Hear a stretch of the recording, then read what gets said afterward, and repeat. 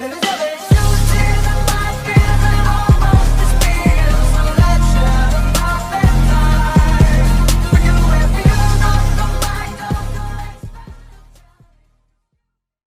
Episode शुरू होता है याकने से। उसके ट्रैक मीट में अब सिर्फ 4 दिन बचे हैं और चिनात्सु के उस टेक्स्ट के बाद वो बहुत ही ज़्यादा परेशान हो चुकी है। अब हमें कोटारो को दिखाया जाता है जो टेम्पल में फेस्टिवल की प्रैक्टिस कर रहा होता है डाइसुके के साथ। फिर वो आकने के साथ बिताए अपने दिन को याद करते हुए स्माइल करता है और बोलता है, डासाई ने एक बार बोला था कि लोग एग्जिस्ट करते हैं लव और रेवोल्यूशन के लिए। अब नेक्स्ट सीन में कोटारो अपने घर में होता है और उसकी मदर बोलती है, देखो मैं तुम्हें फेस्टिवल में पार्टिसिपेट करने के लिए मना नहीं कर रही, लेकिन मुझे तुम्हारी एग्ज़ाम्स की चिंता है।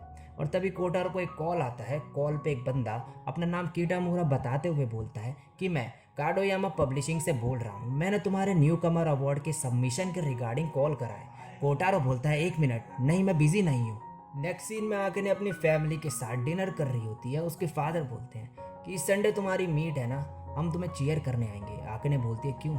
उसके फादर बोलते हैं, क्यों नहीं। आकने की सिस्टर तभी बोलती है, शायद वहाँ नया चीयर लीडर होगा, जैसे कि एक लड़का। सही कहा ना आकने। और आकने गुस्से की नज़रों से अपनी सिस्टर को देखने लगती है। आकने के फादर बोलते हैं, क्या ये सच है? तभी आकने के फ़ोन में कोटारो का मैसेज आता है और वह रूम में चली जाती है। मैसेज में लिखा होता है कि क्या स्कूल लाइब्रेरी में मिलना चाहोगे कल सुबह। और तभी आकने को चिनात्सु का टेक्स्ट याद आ जाता है और वो कोटारो को बोलती है कि मुझे तुमसे कुछ डिस्कस करना है, कल बात करते हैं। अगले दिन कोटारो आकने का वेट कर रहा होता है लाइब्रेरी में और तभी आकने वहाँ आ जाती है। वो आकने को बताता है कि पब्लिशर ने मुझे मिलने के लिए बुलाया है। आकने बोलते ये तो बहुत बढ़िया है। कोटारो बोलता है, मुझे ये भी नहीं पता कि वो क्या चाहते हैं। आकने बोलती है, तुम्हें अवार्ड दे रहे होंगे, तुम्हें खुद पे प्राउड होना चाहिए, तुम्हारा सपना सच होने जा रहा है। कोटारो बोलता है कि मेरी मीटिंग संडे को है। आकने बोलती है, ट्रैक मीट वाले दिन। कोटारो बोलता है, सॉरी मैं तुम्हें चेयर करने नहीं आ पाऊंगा। आकने बोलते हैं, कोई बात नहीं, हम अपना बेस्ट देंगे। कोटारो बोलता है, मैं प्रॉमिस करता हूँ। कोटारो फिर बोलता है कि तुम कुछ बात करना चाहती थी। आकने बोलते, नहीं कुछ नहीं, वो इतना इम्पोर्टेंट नहीं। अब संडे आ चुका है और कोटारो की मीटिंग का दिन है पब्लिशर के साथ। वो अपनी मदर को बोलता है कि मैं लाइब्रेरी जा रहा हूँ और मीटिंग के लिए निकल जाता है। और आज आकने का भी ट्रैक मीट है। कोटारो ट्रेन पकड़ के फाइनली मीटिंग प्लेस में पहुंचता है और दूसरी तरफ आकने चिनात्सु के साथ होती है और चिनात्सु उससे अपने टेक्स्ट के बारे में पूछती है। आकने बोलती है, सॉरी मैं किसी को डेट कर रही हूँ और वो आजुमी है। चिनात्सु बोलती है, मुझे पता है, ये ऑब्वियस है, हम फ्रेंड्स जो है, मुझे बताने के लिए थैंक्स। अब आकने की रेस स्टार्ट हो जाती है। आकने के मन में पता नहीं क्या चल रहा होता है और वो रेस में पीछे चल रही होती है और चिनात्सु भी फिर उससे आगे निकल जाती है। अब कोटारो को दिखाया जाता है, वहाँ बैठा आदमी उससे बोलता है कि मैं यहाँ पे एडिटर हूँ, हम यंग राइटर्स की तलाश में हैं, तुम मिडिल स्कूल में हो ना, काफ़ी यंग हो। वेल टू बी ऑनेस्ट, मुझे नहीं लगता कि सीरियस लिटरेचर तुम्हारा स्ट्रॉन्ग पॉइंट है, तुम्हारे अंदर टैलेंट की कमी है। मुझे नहीं लगता कि ये तुम्हारे लिए है, और वैसे भी सीरियस लिटरेचर में उतना पैसा भी नहीं है। तुम लाइट नॉवल टाइप की चीज़ें क्यों नहीं ट्राई करते?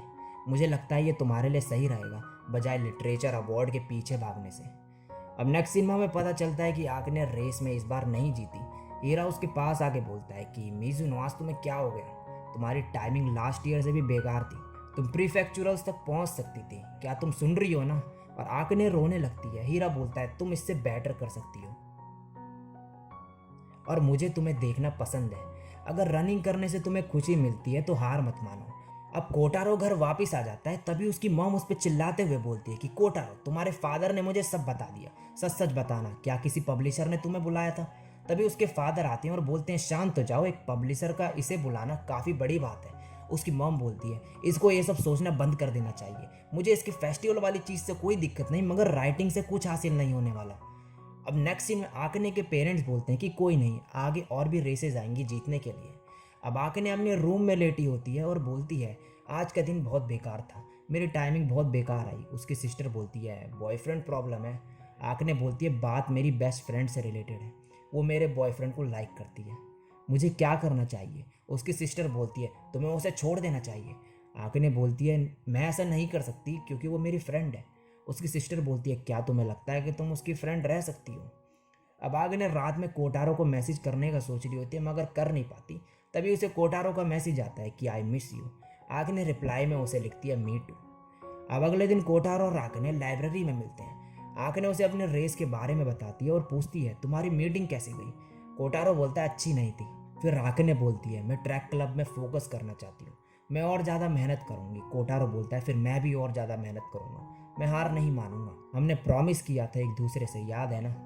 अब नेक्स्ट सीन में कोटारो अपनी राइटिंग कर रहा होता है और दूसरी तरफ आकने चिनासु से मिलती है और बोलती है कि मुझे माफ़ कर देना, मैंने तुम्हें पहले नहीं बताया कि मैं डेट कर रही हूँ आजुमी को। चिनात्सु बोलती है और मुझे भी माफ़ कर दो, मैं उसे पसंद करने लगी, क्या तुम मुझसे गुस्सा हो? आकने बोलती नहीं, मुझे नहीं पता कि मुझे क्या करना चाहिए, मैं बस ये चाहती हूँ कि हम फ्रेंड्स रहें। चिनात्सु उसका हाथ पकड़ के और उसे थैंक्स बोलती है और बोलती है कि क्या मैं उसे बता सकती हूँ कि मैं कैसा फील करती हूँ। आकने ये सुन के हैरान हो जाती है और इसी के साथ ये एपिसोड यहीं पे ख़त्म हो जाता है।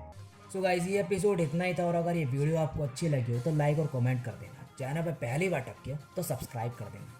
नेक्स्ट एपिसोड मैं कुछ दिनों में डाल दूंगा, तो तब तक के लिए वेट कर लेना। तो तब तक के लिए सायोनारा।